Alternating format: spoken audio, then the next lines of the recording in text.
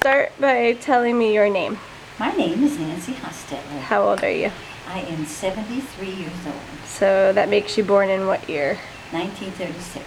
When's your birthday? October the 11th. Very nice. All right, we are commencing the interview with Grandma Nancy. Question 1 is a fill-in-the-blank question. Fill in the blank. I will never forget the first time I blank. I will never forget the first time I disliked myself so much. Do you care to elaborate? Yes, I can. Being raised a Catholic, when I ended up getting divorced, I remember standing in front of the mirror in my bathroom thinking, I've done an awful thing, I got a divorce. Oh, okay. That kind of segues into my next question is, what do you find to be the most rewarding thing about being a wife? The thing I find the most rewarding about being a wife is because I'm married to my best friend. And he loves me unconditionally as I do him. And we don't have to fuss and fight, but it's a little unfair to take my answer for young people because our money's in the bank every month. There are no stresses. Yeah. But for some old people becomes boredom and etc. But not for us. Plus, I need to say that we have not been married for a lifetime, and so the people who go a lifetime deserve extra credit. Okay. What is the most rewarding thing about being a mother or a grandmother, either or? The most rewarding thing about being a mother is to have your adult children, which mine all are now, love you unconditionally, and sometimes they still need you. And being a grandmother and a great-grandmother, the most rewarding thing now is to see my grandchildren grow up into lovely human beings and care about the earth, and the great-grandchildren are just fun because you just play with them. Okay. What do you wish for your children? Peace. Good answer. What is one of the biggest lessons you have learned in your life? The biggest lesson I have learned in my life actually has just come in the last year of my life. I always have lived thinking I was a good Christian and trying to help other people, but basically thinking I could fix it. And now I know I've turned it over to God and there's nothing I can fix, so thus I have a lot more peace now. Okay. Give me a memory from your childhood. I cannot give you a memory from my childhood. I think the only memories I have, well, I do have one memory. My father had spinal meningitis, which is highly infective. And I remember my mother and my other siblings and I standing in a hospital yard looking up and looking at my father, and they thought that he was going to pass away within the next week, but then he did not. That's probably one of the only memories I have in my childhood. Okay. What is your favorite color? My favorite killer? I have no favorite killer. Color. Oh, color? Blue. Hard to hear. What's your favorite song? My favorite song is Let There Be Peace on Earth. Who's that by? I don't know. It's just Let There Be Peace on Earth and let it begin with me. Okay. What are the two most valuable qualities you think a human being should have? Honesty and humbleness. Ooh, those are good. Let's see.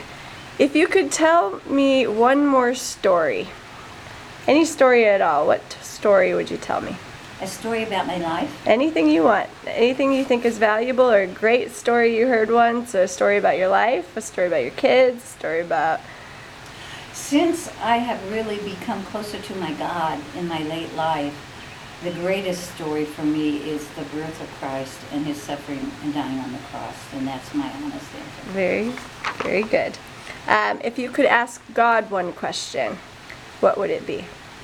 If I could ask God one question, it would be, God, I would like to know how my children will come out in the future, but I know that I'm not supposed to know that now, and I can accept that.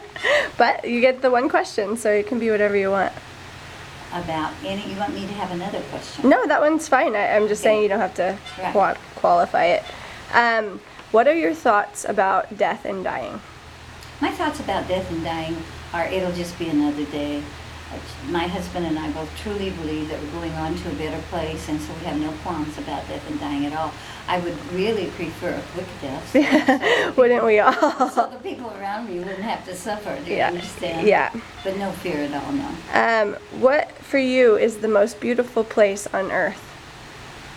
The most beautiful place on the earth, this That- sounds sort of schmaltzy, but it's the truth, is anywhere that I am with my husband and I can look in his face and see the love and peace in his face. Oh, That's how I feel. that's a great answer. What would you say that your generation has that my generation or the one directly below you doesn't? In other words, what would you like to see the children of the world accomplish that perhaps your generation did not? Well, I have a little adverse answer to that. As I'm 72 years old and I see the younger generations coming along, I feel that there's been a loss of respect for older people and for just parents and older people. It seems to be a world now of I want to do what I want to do when I want to do it, and it doesn't matter what else happens. So sometimes we would just do things because it would please our parents, our grandparents, but most of the time, even from the kids that are 10, it doesn't matter. They just rather do what they want to. So respect. Yeah, respect.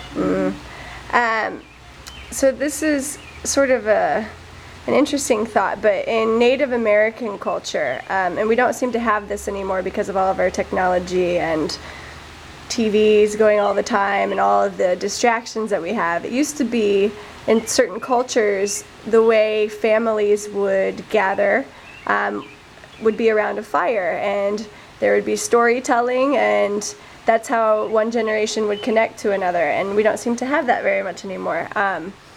But in Native American cultures, if the elders were getting ready to go on a long journey and they wanted to leave the younger generation with pieces of wisdom, what pieces of wisdom do you think you have gleaned from living this life that you care to pass on to us? Okay. The main thing that I would like to pass on to my children, grandchildren, and great-grandchildren is just to give love. And don't be too hung up in all the worldly things. I see some of my grandchildren now going into professions to put back on the planet, not caring what the dollar is. So my biggest wish and hope, and I pray for, is that they will just love each other. And then the other thing is we're supposed to give back on the planet. And even myself, I seem to do that with my own inner circle, but you need to have the braveness to reach out of your circle and give back to other people that are hurting. Which you're going to do. Maybe. We'll see if that works out for us. Another thing is, and this is sort of the ending question, but if you knew someone in your family was hurting, and you couldn't be there, what is something you would say to comfort them, knowing that you couldn't be there? What is something you would want to say to them to help them in a time of trouble or sadness or loss? They don't need me because they're with their best friend, who is Jesus Christ, and he's right there with them, or God, whatever, Jesus Christ / God. And that's their best friend, and reach out to be with him. Okay. I love you, Grandma. I love you too, Linda. And I'm so happy for you to go on to the end. You have a wonderful little hubby. Thank you. Well, thank you for agreeing to this interview. Will you wave for me? Say goodbye. Yes, and what I really want to say is that it's a great compliment to me that many people think you look like me. Oh, we definitely look alike. I got Grandma Nancy vibes all up in here. All right. So just wave goodbye and Okay, say bye. Go be happy. Okay. Bye.